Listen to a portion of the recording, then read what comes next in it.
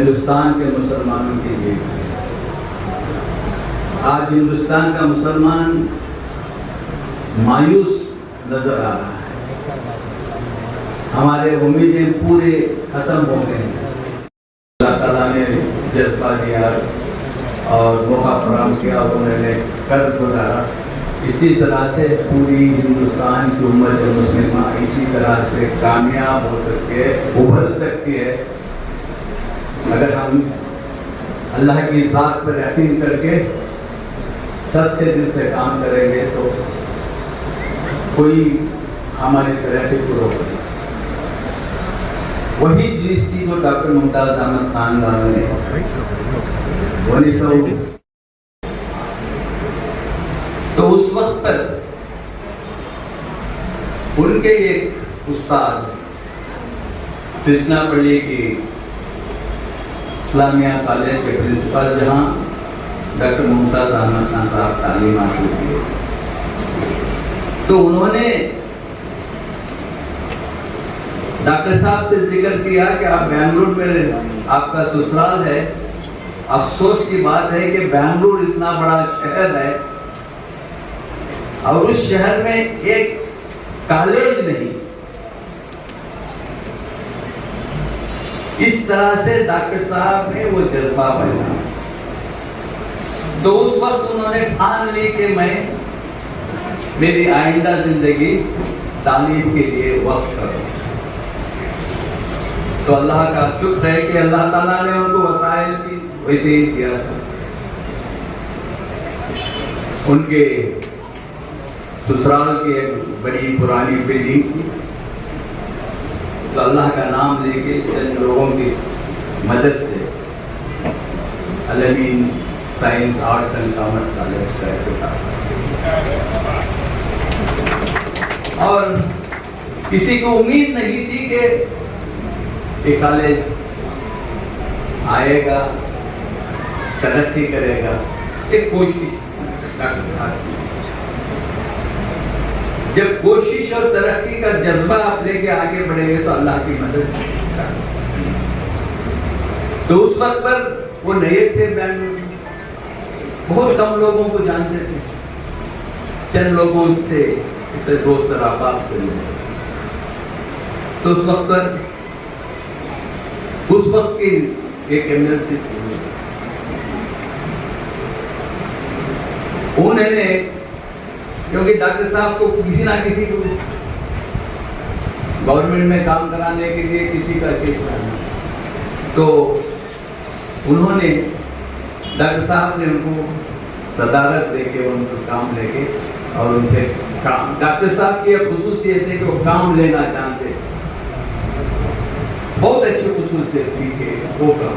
तो उनसे कॉलेज का परमिशन मिला, तो एक बुनियाद हुई और उसके बाद क्योंकि उन्होंने पूरी जिंदगी तालीम को वक्त कर दी थी, उसके बाद हम जैसे साथियां उनके साथ जुड़ते गए और ये अल-अमीन ये तारीख में करती। आज और उस वक्त की क्या डिफरेंस मैं बताता हूँ। आज अल्लाह का करम है कि उबैदुल्लाह शरीफ साहब ने जब आवाज दी तो ये खूबसूरत जैसा हाल बन गया है उस वक्त के हालात से। चंदे पे तालीम रुपये भी चंदा मिलता, 25 रुपये भी चंदा मिलता, 50 रुपये भी चंदा मिलता। लाख और हजार देने वाले बहुत ही कम नजर आते। सिर्फ जज्बा था एक। उसके बाद उन्होंने एक टीम ऐसी लोग कोई नहीं, यंगस्टर जैसे हमारे जैसे लोग थे, मगर डॉक्टर साहब के साथ उनका जज्बा और वो सबसे बड़े मोटिवेटर थे। वो लोगों को चुन लेते थे और मोटिवेट करते थे। परसुएट करते थे। एक अगर काम अपने हाथ में ले और वो काम के पीछे पड़ जाते थे, परस्यू करते थे, किसी से बात करना, किसी बात ना, उनका हर सुबह में उनका एक कंप्लीट ये होता था, रोजाना उनका ये होता कि सुबह में पूरे साथियों को फोन करना, आज ये काम होना है, ये काम होना है, ये काम होना है, ये मैंने कहा था, क्या हुआ, आप उनसे मिले क्या, मुझे कहते क्या, ये मिनिस्टर से मिले क्या, ये बगैर किसी बड़े डोनर के कौम का जो ताउन जो होना था उस वक्त पर, वो ताउन नहीं मिलने के बावजूद भी इदारे बने। आज वो एक मिसाल है। तो ये डॉक्टर साहब की खुसूसियत थी कि परसिवरेंस, जो हो भी हो हम काम करें। जब मेडिकल कॉलेज बीजापुर में हम बुनियाद डालने ठान लिए कि हम एक मेडिकल कॉलेज बनाना, मेडिकल कॉलेज बनाने के लिए करोड़ों के, लाखों के, करोड़ों के रुपए की जरूरत थी उसको। अगर हम देखें तो हमारी पूरी सोसाइटी में हमारे पास 10,000 रुपये नहीं। मेडिकल कॉलेज की जब एप्लीकेशन डालेंगे तो अलमीन हॉस्पिटल की बुनियाद डाल, वो भी एक वक्त की बिल्डिंग मिली, उसका भी एक बहुत बड़ा, उसकी भी एक बहुत बड़ी तारीफ, सर आलिस माइल से ट्रस्ट की बिल्डिंग है। हमें पता भी नहीं था कि वो रेंट कंट्रोलर, जो पहले जो रेंट कंट्रोलर से निकलना एक बहुत बड़ा मसला था। तो ऐसी जगह जो हासिल करना नामुमकिन के बराबर, अलमीन मेडिकल हॉस्पिटल, अल्लाह ने ऐसे जराए पेश किया कि हम समझ भी सकते नहीं कि अल्लाह कैसे, अल्लाह की मदद कैसी होगी। रेंट कंट्रोल में बिल्डिंग थी, रेंट कंट्रोल वाले एग्रो इंडस्ट्रीज कॉर्पोरेशन को अलॉट कर दिए थे, वो पोजीशन ले लिए थे। अब उस वक्त पर हम जाके ये बिल्डिंग देख रहे हैं, सब हंसते थे कि लोग क्या दीवाने हैं, रेंट कंट्रोल से निकालना आसान है। उस वक्त पर सर मिर्जा इस्माइल के फर्जन हुमायूं मिर्जा हमारे वो हॉस्पिटल के सदर थे। तो उस वक्त का एक चीफ सेक्रेटरी उनका दोस्त था। मैं इसलिए एग्जाम्पल देता हूँ अल्लाह की मदद कैसे, उनका दोस्त था। तब एक बिल्डिंग की बात हुई तो हुमायूं मिर्जा ने उनसे बात की, तो फौरन चीफ सेक्रेटरी थे, कहा कि एग्रो इंडस्ट्रीज कॉर्पोरेशन को सरेंडर कर दो। वो सरेंडर की हॉस्पिटल को अलॉट कर। तब हमारे पास जज्बा था, हमने राजी मोहम्मद करके बहुत बड़े आर्किटेक्ट थे जो यूनिटी बिल्डिंग बनाए थे, वो आए, उनसे हम एक ऐसा प्लान बना दिए 10 करोड़ का, जो हमारे पास 10,000 भी नहीं। और ये हमारे काम करने का तरीका बता रहा हूं। तो गवर्नर को हम अप्रोच करें कि फाउंडेशन स्टोन डालें, मोहनलाल तुकाड़िया गवर्नर। जब हम अप्रोच करें मरूम अजीज सेठ साहब को, चलो गवर्नर को बुला के बुनियाद दिया। तो उस वक्त गवर्नर की ऑफिस में मालूमात हासिल करते हैं कि तुम्हारे पास इतना बड़ा प्रोजेक्ट डाल रहे हैं, गवर्नमेंट को बुला रहे हैं, क्या तुम्हारे पास पैसा है, बिल्डिंग बना सकते हैं। गवर्नमेंट फाउंडेशन करने के बाद गवर्नर बिल्डिंग वहीं टिक गई तो गवर्नर को बदनामी होगी। तो सर उन्होंने पूछा कि आने गवर्नर, अगर उसके बाद मोहनलाल तुकाड़िया को अजीज सेठ साहब और दूसरे बड़े नौजवान अच्छे लोग हैं कि काम करेंगे आगे। तो अपनी तकरीर में गवर्नर ने कहा, अगर मैं प्रोटोकॉल फॉलो करता तो मैं आज यहां नहीं। मगर मुझे यकीन है कि जो लोग इसमें काम कर रहे हैं ये प्रोजेक्ट को आगे ले जाएंगे। और उन्हें उस वक्त मुझे आज भी वो बात याद है, अगर बेंगलुरु का मुसलमान महीने में एक बार सिनेमा जाना छोड़ दे तो यह हॉस्पिटल बन जाए।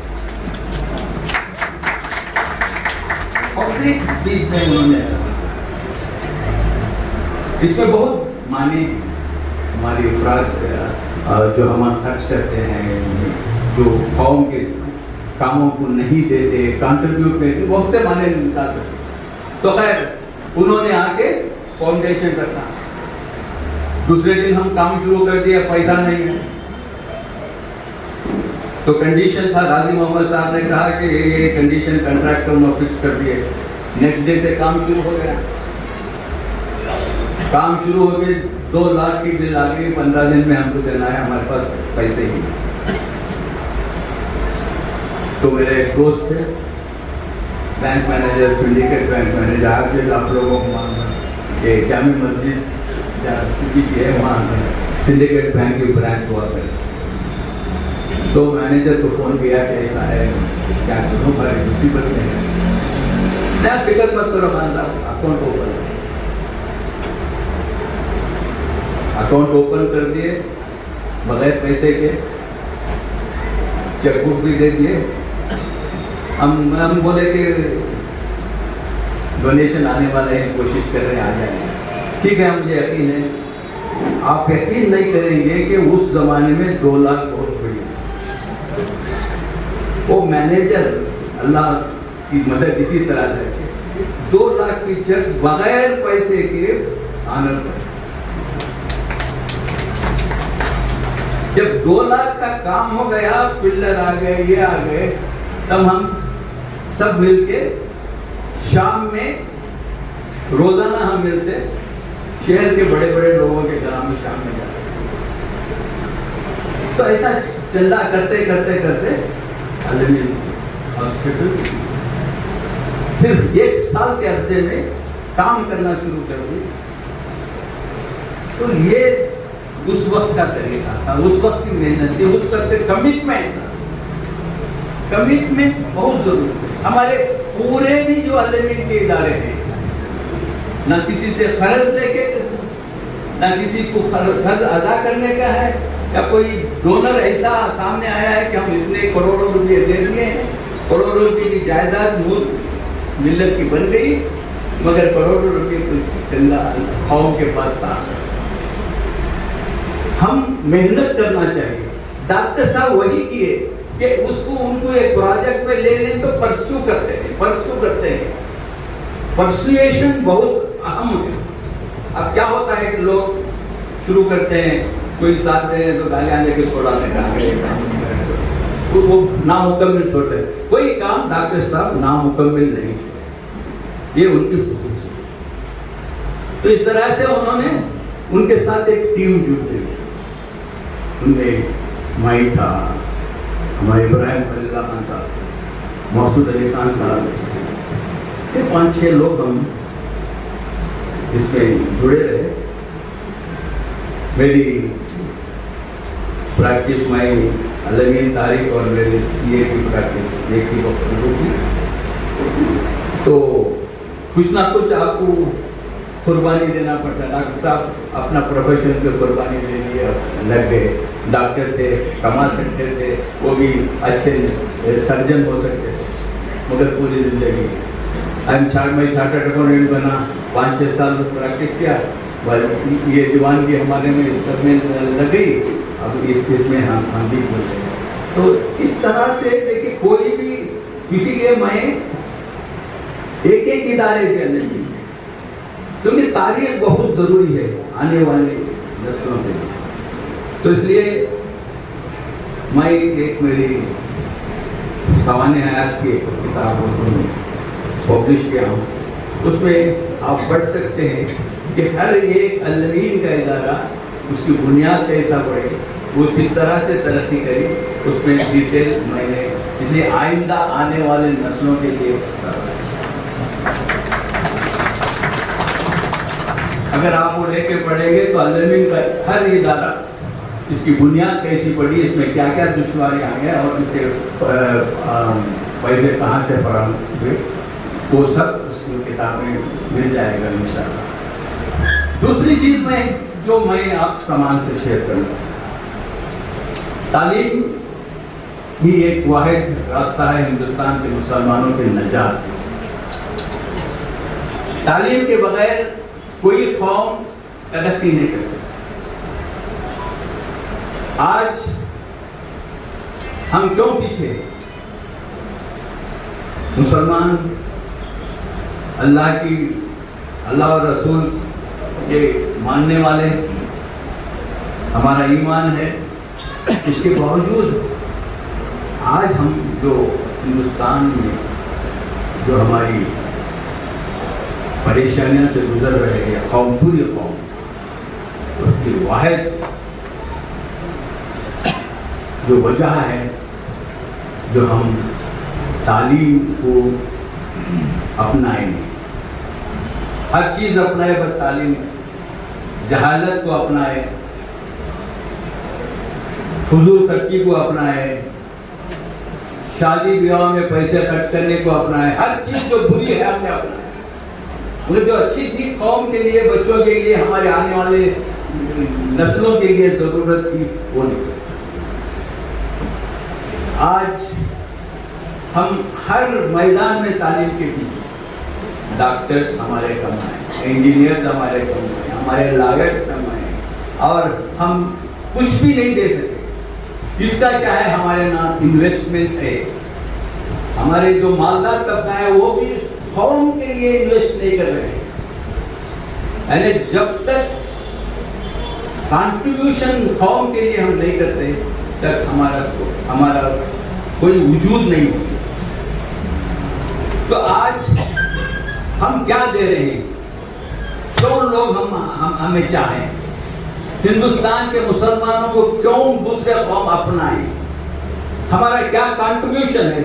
जरा गुस्से से नहीं, आप जरा सोच से, समझ से समझिए कि आज तालीमी इदारे दूसरों के, हॉस्पिटल दूसरों के हैं, लायक दूसरे हैं, उनके पास हमको जाना है। कौन सी चीज में हम आगे हैं जो मुल्क हमारे ऊपर फख्र कर सकेगा, जो हमारी इज्जत कर सकेगा? इसीलिए अल्लाह ताला ने कहता है कि देने वाले बनो। देने वाले की मांग होती है, पूछने वालों को गिरी नजर से देख।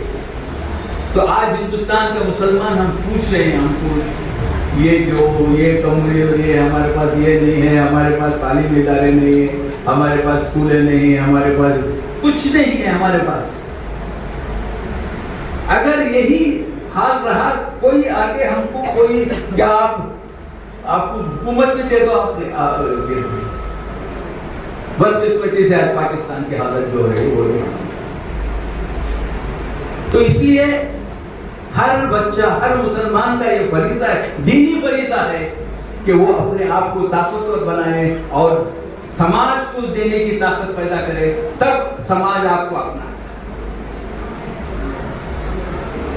हाल ही में सिद्धगंगा मठ सब जानते हैं, वहां का जो स्वामी 107 साल तक